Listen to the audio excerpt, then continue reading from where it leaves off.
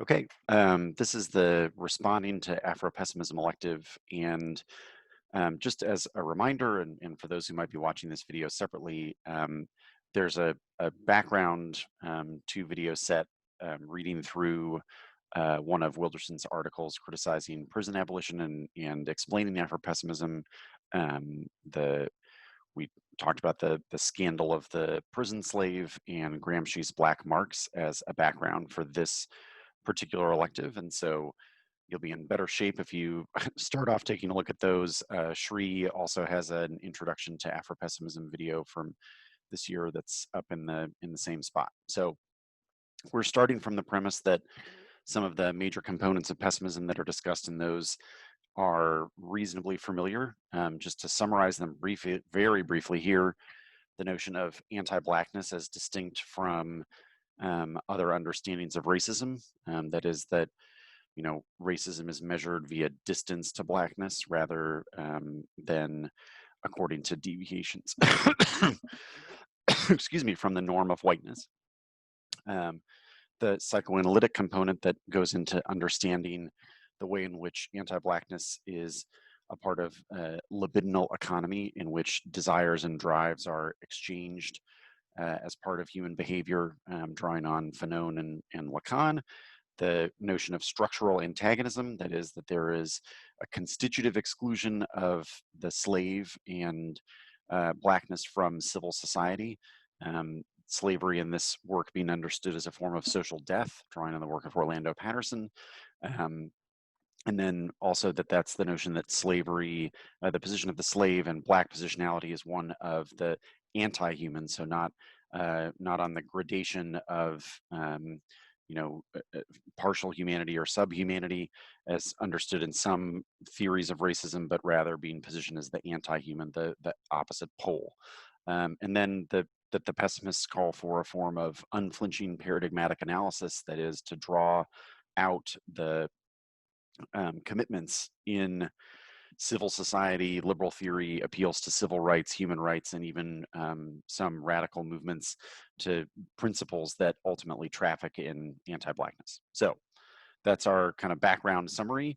I want to go into a few things then about the strategies of responding to Afro-pessimism. And I'll go through a few categories, but I want to start out with something that I think is pretty important to understand. And one of the reasons that I spent a lot of time in the other video going through unpacking some of the terminology and the cards and arguments found in some of Wilderson's essays, which is one of the big strategic advantages of this position from the perspective of the negative, or for those teams that have read it on the affirmative as a criticism of the underpinnings of essentially any topic that has the federal government attempt to rectify problems,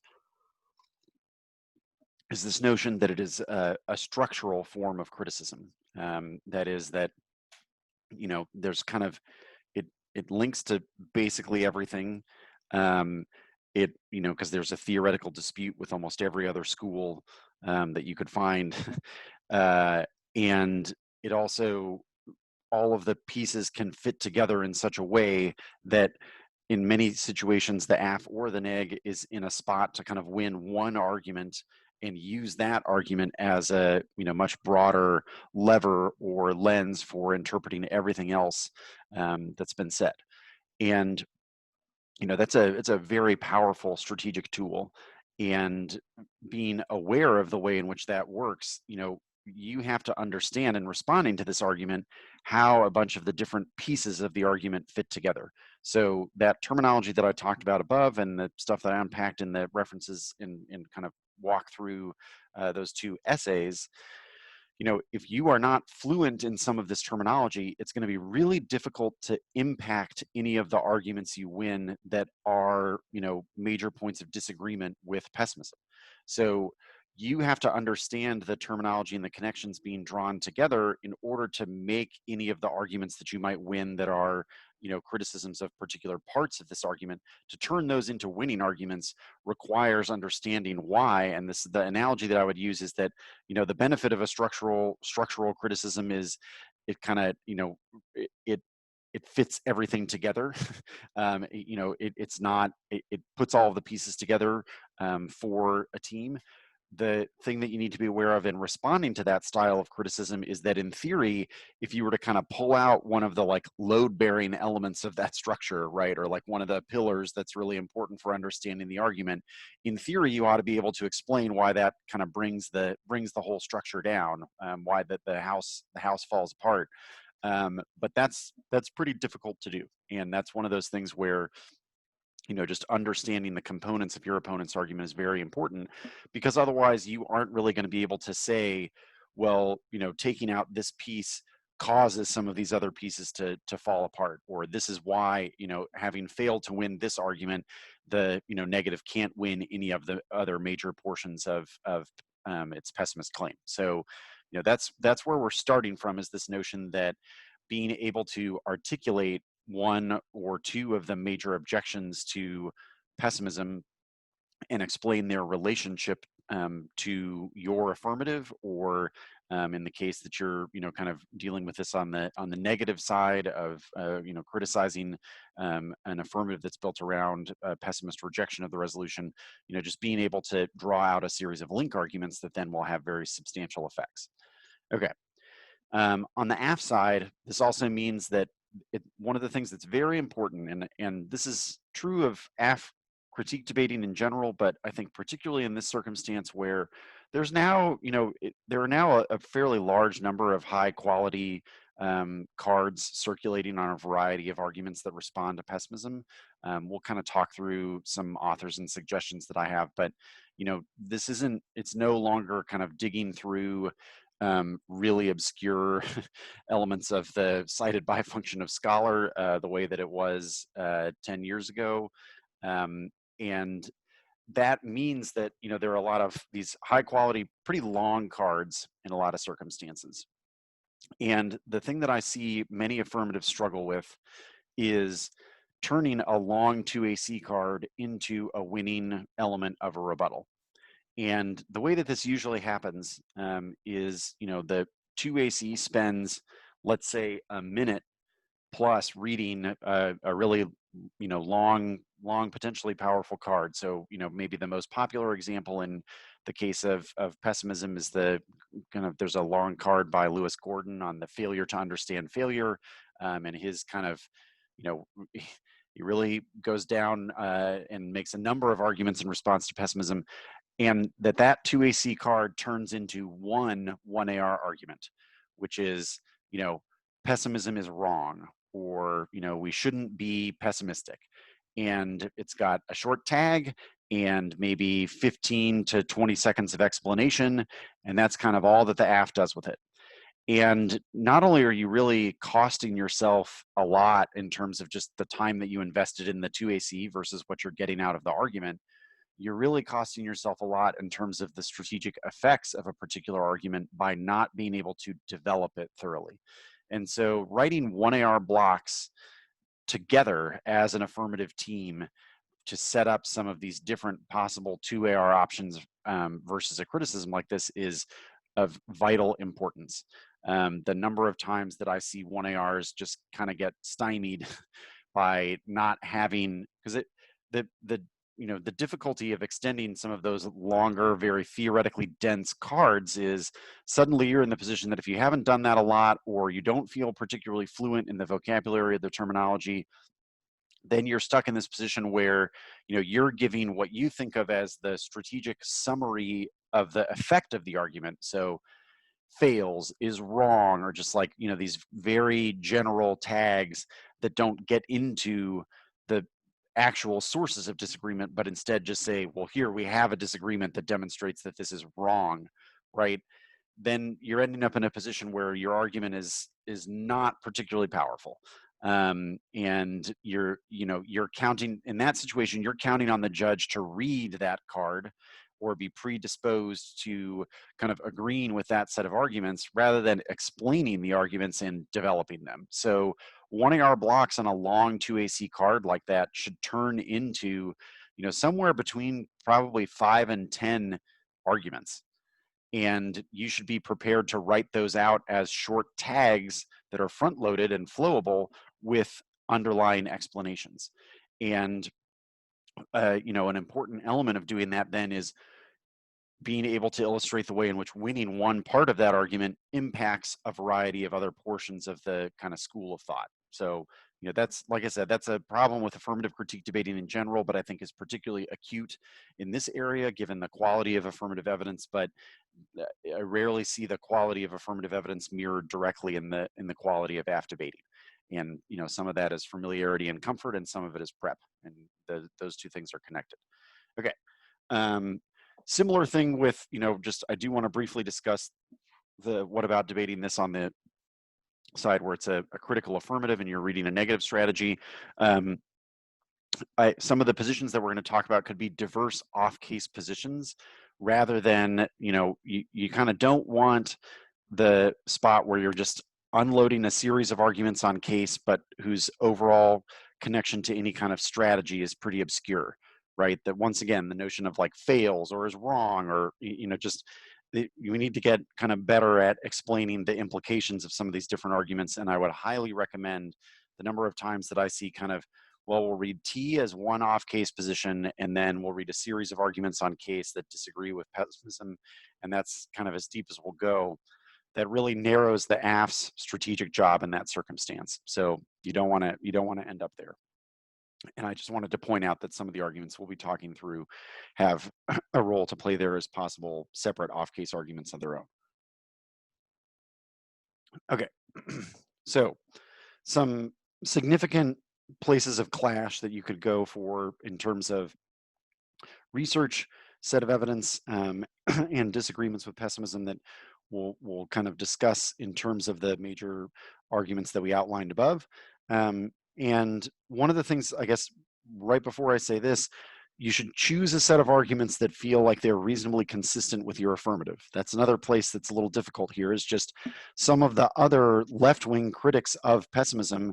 If you're not reading an affirmative that's consistent, excuse me, that's consistent with those schools of thought, that's not going to help you very much. So I'll talk, when I go through a couple of these categories, I'll sort of talk about some of the affirmatives that I think, or styles of affirmative that they might fit relatively well with.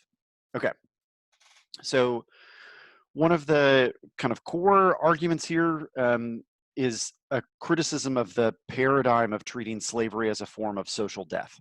Okay, the criticism of treating slavery as a form of social death. And there are kind of two directions that you could go here.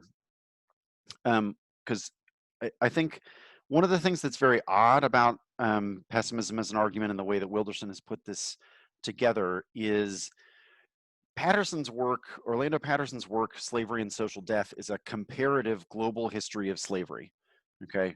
And that means that what he was trying to do in that book is to outline the different connections between different slave systems across human history and across various cultures and civilizations.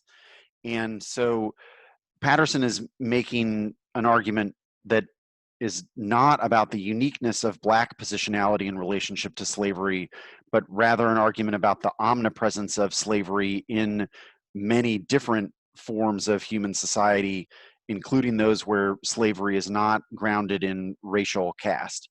And I haven't really seen anybody use this side of this argument particularly effectively, but if you were to understand that, you know, for the people drawing on Patterson, that the notion of Black positionality is unique with regards to slavery doesn't fit the historical evidence that Patterson is trying to use.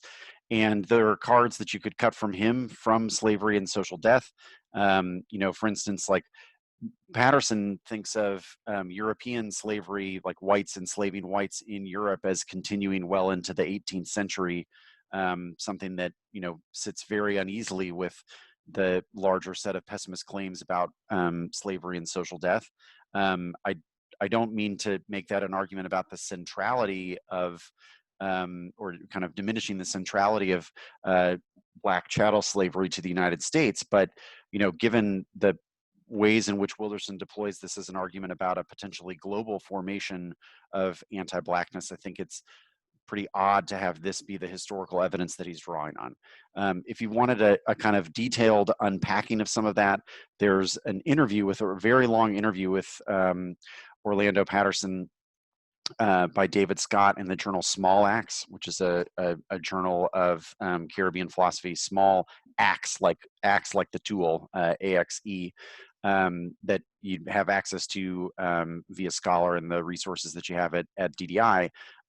It's a really long and interesting interview, but he kind of goes right in the beginning, goes into the way in which social death as an understanding of slavery is intended to kind of illustrate the omnipresence of slavery in a variety of different social systems.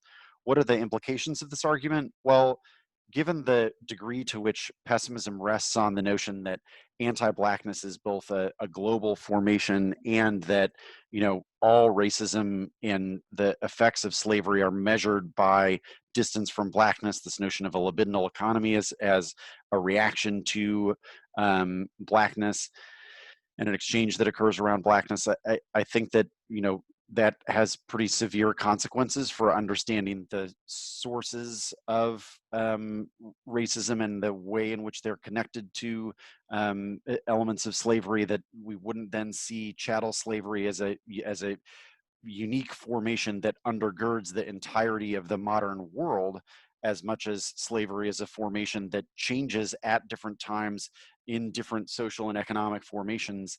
And as a result, that we don't want our analysis of slavery to kind of emphasize only one system or one means of implementation.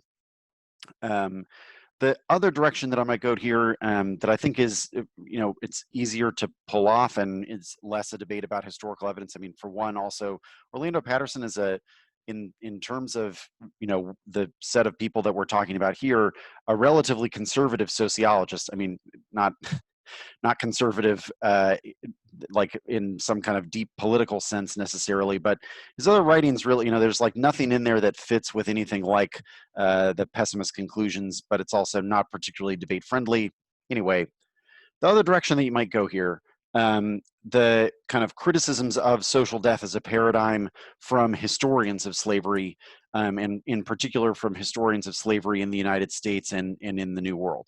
And some names to draw on here if you want to read through some of these arguments. Herman Bennett is a pretty significant critic of the social death paradigm, what he refers to as Black structuralism. And Bennett's primary argument relies on the way in which he sees the encounter between white Europeans and Africans as being mediated by a series of different legal and social codes that are not all immediately about either white over black, or more importantly, not immediately about kind of black as anti-human. Okay, and especially given the way that debate tends to focus a great deal on pessimism as a criticism of liberalism as a political philosophy. So, I suspect that people have heard that terminology used a great deal in debate, this notion that pessimism indicts a liberal appeal to individual rights, to liberal civil society as a place for the kind of free exchange of ideas, which is a powerful set of criticisms for a variety of different affirmatives.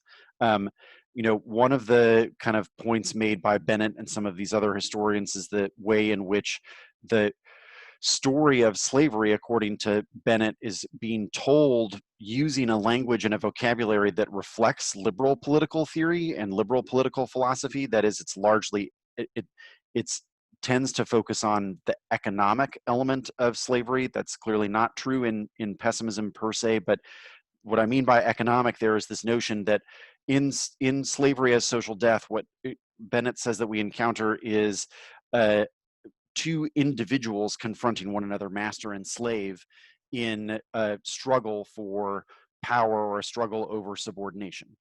And for Bennett, this is the individualist language and individualist paradigm for thinking about slavery as social death undermines the way in which slavery should be understood as a political phenomenon that is connected to sovereignty and the death of political community, not the social death of an individual. And his book on early encounters and both diplomatic and then, so like diplomatic and colonial expeditions, and then eventually slaving expeditions on the part of the Spanish and Portuguese.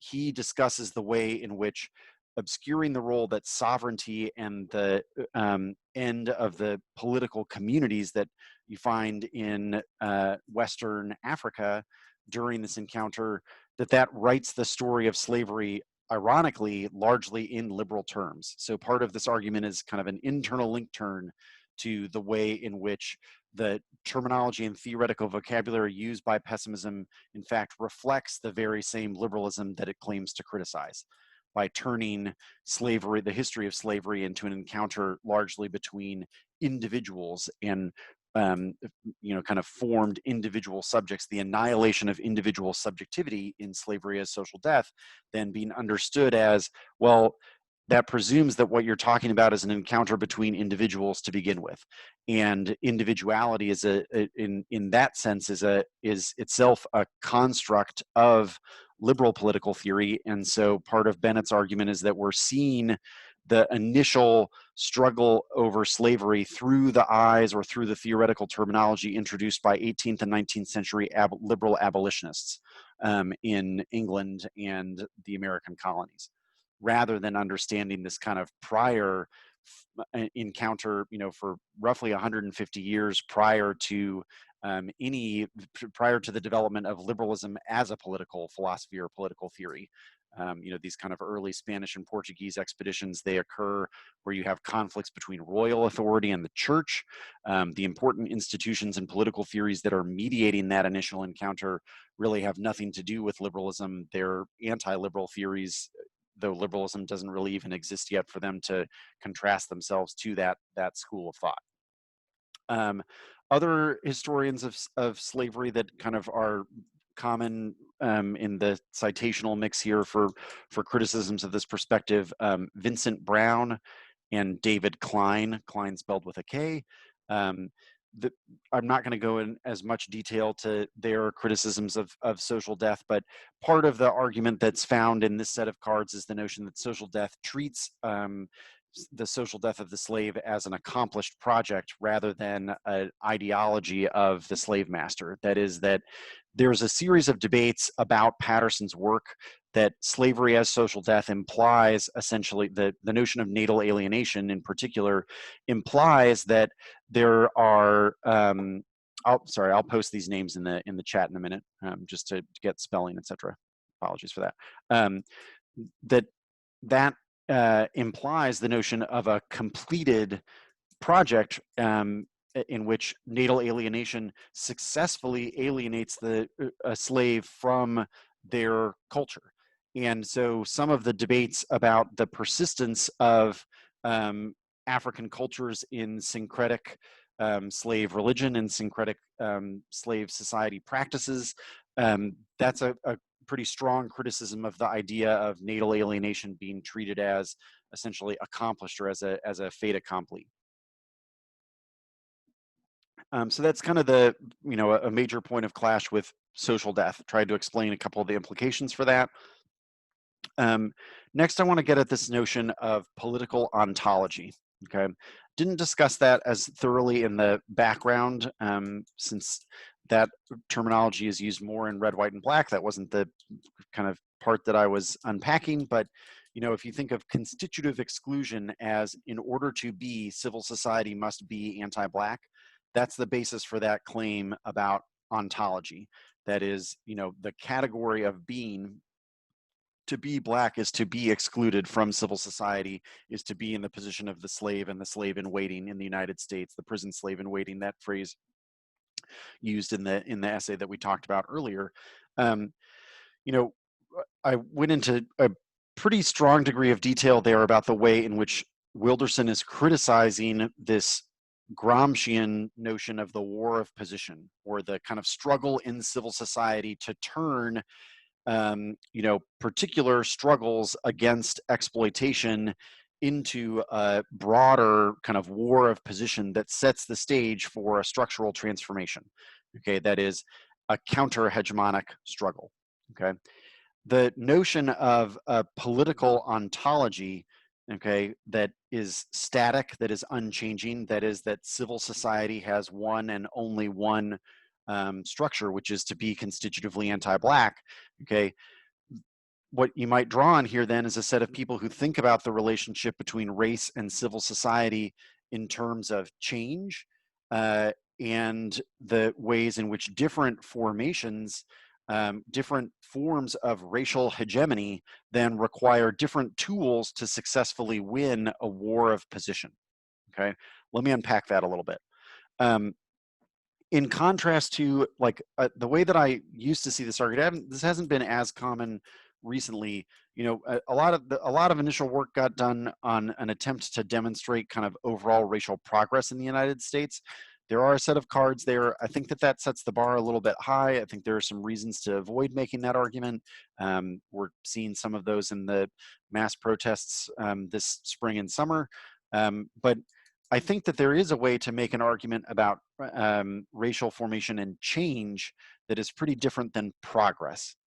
Okay, so rather than illustrate the ways in which the history of racism in the United States is a history of progress, okay, which is, you know, I do think that there's a pretty strong set of criticisms that that's part of a civic mythology, a national mythology that, you know, life is always improving in the United States for everyone, for all. This, you know, the kind of completion of a more perfect union. That you know, the notion of a long arc of struggle. There are some ways in which that is likely you know, an ideological or a mythological function for those of us living in the United States. There are some arguments that could be made in favor of it. You know, I'll talk about some of that stuff in a minute, but rather than set the bar at, you know, we need to win that there's racial progress, I think that the notion of change and change in racial formation, and I'm using that terminology of racial formation intentionally. We'll talk about a couple authors connected to that terminology, but just this notion of even where there is persistence in the notion of white over black in the racial system in the United States, that does not mean that there haven't been important transformations in the way in which you kind of see the implementation of or the actualization of racial hierarchy. And in particular, that would mean that the tools that you would use in confronting racial hierarchy need to adapt in the face of changing circumstances. So rather than tell this as a story of progress, you can tell it as a story of kind of the changing faces of racism in the United States and the ways in which those changing faces require a different set of political tools. So for example, you know, if you were to, I would highly recommend, you know, another two videos that are available on the kind of DDI channel are the two long videos that Sean Kennedy recorded on From Slavery to Mass Incarceration. And he does a pretty detailed read of the history of the relationship between racism and both the political economy of the United States and the criminal justice system in the United States. Understanding some of that history, you know, the way that he framed it in terms of, well, there's the persistence of white over black as a paradigm, but a number of very significant changes and moments of disruption in the way in which white over black is understood and which it occurs. So, you know, for instance, like one of the key elements here is this notion that color blindness, you know, or the notion of equality as anti-discrimination that you find in a bunch of the discourse of equal protection in the United States, right? That served as a very powerful civil rights tool during the 40s, 50s, and 60s. Unfortunately, you know, the adaptation of racism in the United States, and in particular, you know, of the legal system and its relationship to the enforcement of racism in the US, adapted to the terminology of anti-discrimination or of the notion of legal neutrality, or, you know, kind of discrimination as a negative right. So, you know, now you come all the way to the Shelby County decision about the Voting Rights Act by the Roberts Court, in which Roberts says, you know, tautologically, the way to stop discriminating on the basis of race is to stop discriminating on the basis of race. That is, you know, essentially, we need to remove all references to race in the law, rather than, understand that the corrective elements of the Rights Act to take into account the history of racism in the United States and ongoing, the persistence of racism in the U.S., that instead we just need to remove any language that refers to or uses that history of racial discrimination as a way of kind of couching remedies. So, that notion of legal neutrality, of anti-discrimination, equal protection before the law, that has a changing significance in different eras of race and racism, different racial formations in the United States. And the terminology of racial formation comes from a couple of pretty well-known sociologists of race in the United States, Michael Omi and Howard Winnett. And I would encourage you to read. They have several different works that I would encourage you to read. Once again, I'll add these names to the chat kind of at the end, and you can just cut and paste them all at once. And that, like, there are some indites of this theory. The best cards that I've seen are really just ones that say this theory disagrees with pessimism, which is true. I wouldn't say that I think that those cards have gone into a lot of detail yet about the sources of those disagreement. And, once again, part of the reason that I'm referencing watching those historical lectures and understanding the history well here is you need to be fluent in explaining some of these historical examples in terms of their significance as moments of change or moments of disruption. Once again, rather than, I think that most people in kind of the version of high school history that you get, you're kind of taught to put those narrative elements together as a story of progress, or as unfulfilled progress, but eventual progress. And this notion of change just says, change means different political tools at different times will be important. We should not understand essentially anti-blackness and chattel slavery as that the form that it takes is essentially the same throughout the political development of the United States. Next major category of arguments that I think are worth researching here, what I would refer to as the labor frame, for thinking about the connection between Black positionality and slavery. And, this is one of the elements of Patterson's work, is an attempt to separate slavery from labor as a defining element of slavery, right? That's why the kind of pillars of general dishonor, natal alienation, and gratuitous violence found in slavery and social death, work is not a part of that. And that's in large part because, once again, that kind of comparative history, he's getting into some situations in which you've got a slave caste system that's about a military, or, like the Janissary system, the Mamluk system, whatever. Don't need to talk about that right now. The labor frame set of criticisms is a way of bringing back in the focus on the connection between labor and slavery, particularly in the United States and in the New World. And the phrases that I would use here are essentially, this is the racial capitalism criticism of pessimism. Okay, you might also term it as the Black Marxist criticism of pessimism.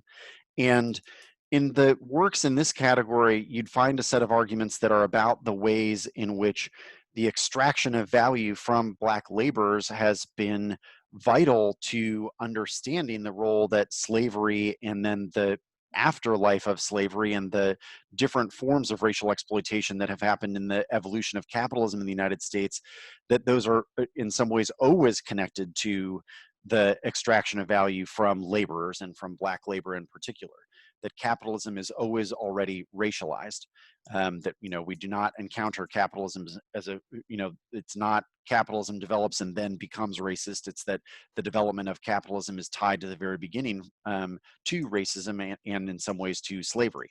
A couple of the major names here, Lisa Lowe, she has an interesting argument in The Intimacies of Four Continents, in which her archival study of colonialism and the kind of labor disciplinary practices found in colonialism, part of the argument that she makes about the importance of understanding labor as a key feature of the discipline and governance strategies found in colonialism, and she's discussing British colonialism in particular, is if historians or theorists focus on the kind of elements of discrete legal categories, so a category like chattel slavery, that one of the things that you miss there is the ways in which colonial administrators use different forms of legal categorization and different legal structures to avoid, to one, break apart any solidarity between those being regulated and those laborers being regulated or governed in different ways, okay? To the kind of notion of legal niceties, the introduction of, contracts that really, provide no degree, the kind of a contract that is in fact compulsory. In a number of these colonial labor systems, right, that you get kind of the notion of the contract as an ideological cover for de facto slavery, unpaid labor, um, that drawing the connections between these forms of labor regulation and labor discipline, in particular with what she refers to as the coolie labor system in East Asia and Southeast Asia in particular, and then eventually imported into the United States, via, in particular, the exploitation of Chinese labor, mostly in the Pacific, particularly in the construction of the Transcontinental Railroad and the development of mining as an industry in California. She has a very strong criticism of treating slavery as a category that is completely conceptually distinct from other labor practices because of the way in which that essentially imposes or accepts the administrators, the colonial administrators' gaze and legal shuffling of these categories so as to avoid understanding them as all tied together via colonial exploitation and a colonial system for regulating labor. Nikhil Paul Singh and Drusilla Cornell, two other theorists that I would mention, writing in the labor frame context, attempting to make the case that the exploitation of Black labor is a vital part of understanding the development of American capitalism. Cedric Robinson, the author of Black Marxism and kind of one of the most authoritative figures in the Black Marxist tradition, sees labor as an important lens for understanding Black slavery and for drawing connections between Black slavery and other forms of labor exploitation. So for instance, he has a fairly well-developed argument about the plantation system in Ireland and the importation of Irish labor, the forced mobility of Irish labor as connected to, potential solidarity in the understanding of history of the connections between the exploitation of Irish labor and Black labor in the United States. One other kind of historical example to keep in mind here that Kennedy mentioned in his lecture, and I think is important for understanding this in relationship to criminal justice reform, is the presence of convict leasing in the United States. During and especially post Reconstruction, that the convict leasing system, is one of the most prominent books about convict leasing. Discusses the ways, and Kennedy mentioned this as well, that as a form of labor discipline, there are historians willing to make the claim that convict leasing results in a greater degree of exploitation than chattel slavery, in part because there's zero interest on the part of those leasing convicts in any kind of long-term health or survival for the convicts being leased. You never want to make that argument as a kind of comparative claim about like, well, that means that chattel slavery isn't that bad or anything like that. I'm not implying that, and that is an absurd argument, but that this connection to labor as a form of kind of the intensification of labor discipline as related to the aftermath of slavery, I think is an important way of connecting the history of labor to the development of and kind of the implementation of anti-Black racism in the United States. And there are a number of people writing about convict leasing in connection to the criminal justice system, given its prominence in kind of Michelle Alexander's account in the New Jim Crow, Douglas Blackman. There are other authors who kind of made this set of connections. Okay. Couple more categories, and we'll try and get to Q&A because I'm already running over time a little bit here. No surprise there. I think that, for the stuff that I've discussed thus far, in particular, the labor frame arguments and the kind of counter-hegemonic, the notion of counter-hegemonic struggle being successful, the criticism of political ontology, that category of argument really only fits with an affirmative that is also itself a fairly critical take on criminal justice in the United States, right? Arguing for a counter-hegemonic politics when your AF supports the mainstream values and institutions of the United States, not a great position to be in. That's not an example of counter-hegemony. That's an example of tweaking or improving hegemonic elements of the political and economic system of the United States instead. Same thing with labor frame. The reason it's like Black Marxists and anti-colonial writers, you're not, that does not fit with a number of affirmatives, and so you got to be careful about the kind of compatibility of affirmative strategy there. I think more in the vein of something that could fit with some affirmative strategies that are a little bit more conventional in their impact assessment. Although on this topic, there may be a critical edge to a variety of AFs that people read. I'm not sure. I think that that's certainly something to consider here. Is a kind of defense of the notion of humanitarianism or the concept of humanity as a universal basis for politics and ethics. And this is where you get at the kind of difference between people who see racism and anti-Black racism as well as part of a larger, they understand it largely as, deviation from a human norm, in the case of systems of white supremacy, deviation from whiteness as imposing categories of partial humanity or subhumanity. And that the struggle, the kind of political tool there that can be appealed is to appeal to the notion of full humanity or full inclusion, right? And this is where you get at some of the conventional civil rights strategies that are grounded in community membership and common humanity, solidarity between us as members of a common human community.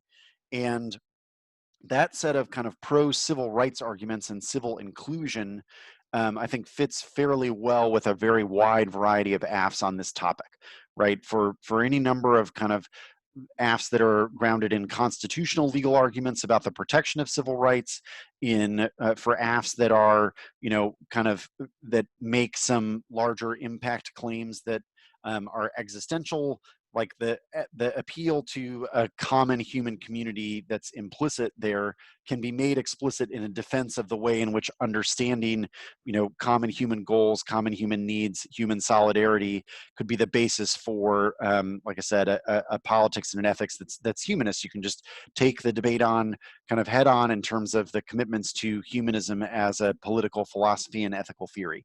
And the issue here being that I think that the better cards in this area are written by more radical takes on humanism. In particular, Fanon was himself a humanist. He argued for a new humanism with the death of colonialism, that a new humanism could be forged, a radical humanism. And a couple of the kind of exponents of the radical form of humanism, Paul Gilroy, a major scholar of the Black Atlantic, kind of originated and popularized that term.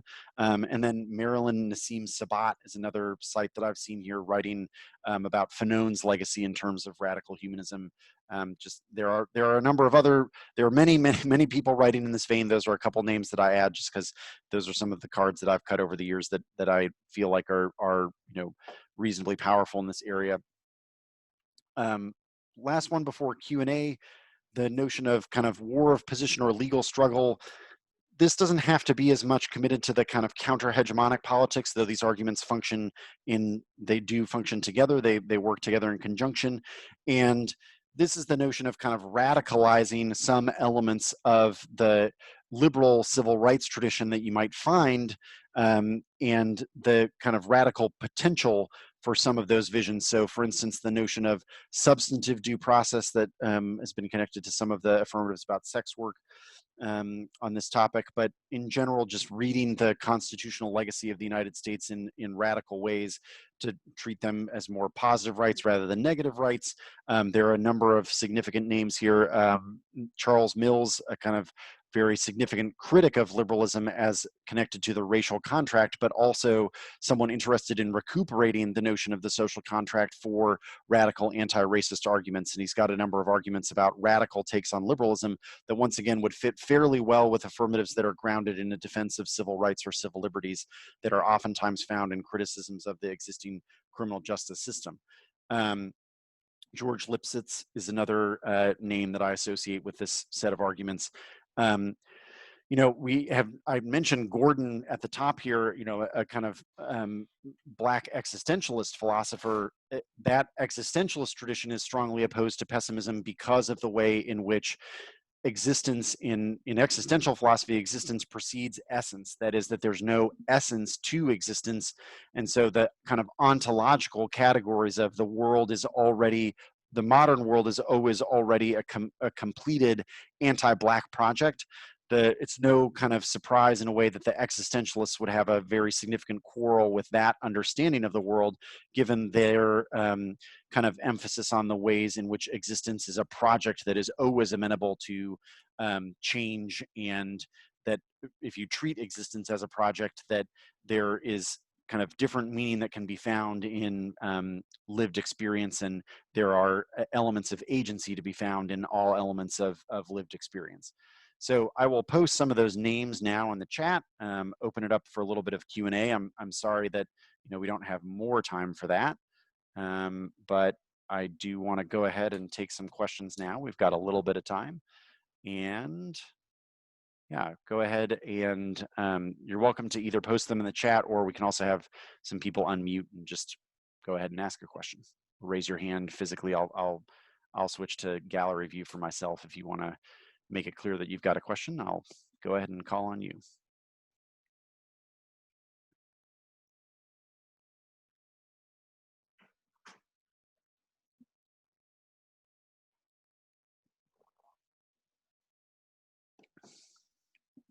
I'm happy to go into a little bit more detail on some of these arguments as well, since, you know, I don't know if there's particular interest in some of these categories.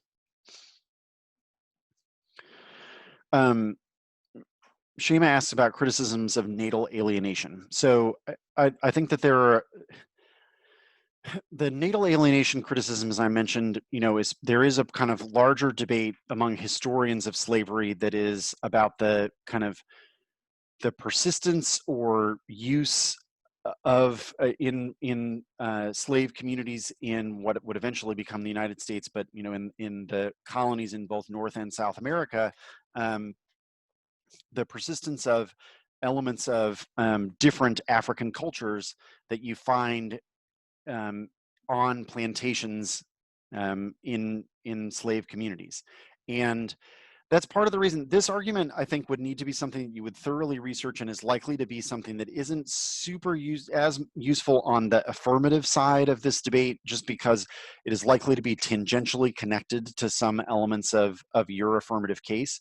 But I think could be a fairly powerful criticism of pessimism read as an affirmative, in part because it gets at one of the kind of core assumptions found in pessimism as a theory. But you need to know, you need to get into the history, you know, much more than I can do here in an elective. You'd need to go do a lot of the reading yourself to kind of get into some of these debates about slave agency and slave culture and cultures of resistance.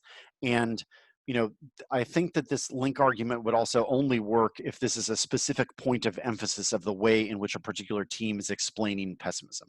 So, you know, that set of criticisms is really about the way in which natal alienation, like I said, implies too strong a degree of that that it treats alienation, like I said, as a completed project, as though, you know, kind of separation from home culture is complete. And, you know, so the historians who trace the syncretic elements of the various African cultures that you find in slave societies and on slave plantations, they're making an argument oftentimes connected to the politics of slave resistance and slave revolt. That might also be, if you want to read a really detailed history of slave revolt, Vincent Brown's most recent book is a very long kind of detailed history of one particular slave revolt that, like I said, getting into the historical details here would be an important part of winning this set of arguments. The kind of Lisa Lowe's argument about the labor frame. So the labor frame argument is really about the way in which we should not sever the connection between a theory of slavery and its role in US life and labor. That is, that you need to connect those two elements to understand the role that slavery plays. That's part of the reason I mentioned Kennedy's historical lectures, and you'd find in some of those arguments as well, right, that this is it's an argument for the Lisa Lowe argument that you asked about in particular here, is about the way in which labor disciplines and forms of regulating and disciplining labor need to be understood as connected rather than as separate. So that we should see chattel slavery as essentially part of a continuum of the way in which colonial administrators disciplined and regulated labor for several hundred years in the kind of era of formal colonialism, and that seeing those connections is a way of understanding.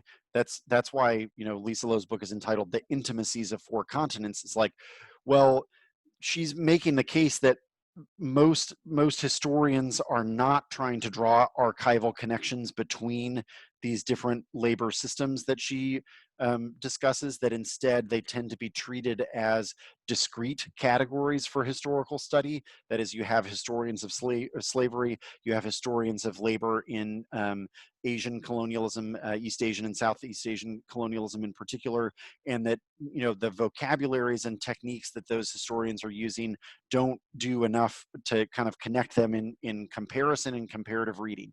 And so that comparative reading, like you might think of it as, if part of Patterson's argument is, well, slavery as social death allows us to draw historical comparisons across different slave systems, this is one in which labor as a core understanding of colonialism connects different systems that might otherwise be seen as totally separate or distinct, and says instead we need to understand these as they're intimately connected. They are part of the same archive, and to study them in that way means that we would understand colonialism differently than if we treat slavery as a system that is unique in relationship to labor and unconnected to some of these other elements of the kind of both the coexistence of these other forms of labor regulation with the system of chattel slavery and their evolution and persistence in the aftermath of slavery. That's part of the connection that I mentioned to the convict leasing argument. That's not part of Lowe's argument, but I think could easily be connected here to some of the work on criminal justice in the United States. Somebody asks about the kind of what is the relevance of winning humanism if the negative wins ontology? Well, this is an example of when I talked about kind of writing out that set of blocks that explain some of the implications of these different arguments. One of the implications of winning an argument about humanism is that then the ontological categories that undergird pessimism, that disputes those ontological categories. It says that, for radical humanists, there is an argument that since humanity is incomplete, that the concept of humanity is incomplete and not finished, right? That the appeal to humanity as a political and ethical principle means that there is no constitutive exclusion of blackness from humanity. So the implication of winning the use of radical humanism as an ethical and political tool is that there isn't a political ontology of the human. That is, the human does not constitutively exclude blackness. There's a contingent exclusion of Black people from humanity at different times, and the appeal to full inclusion in humanity is an important political and ethical tool. And that starts with that notion of humanity as a kind of project that is never complete.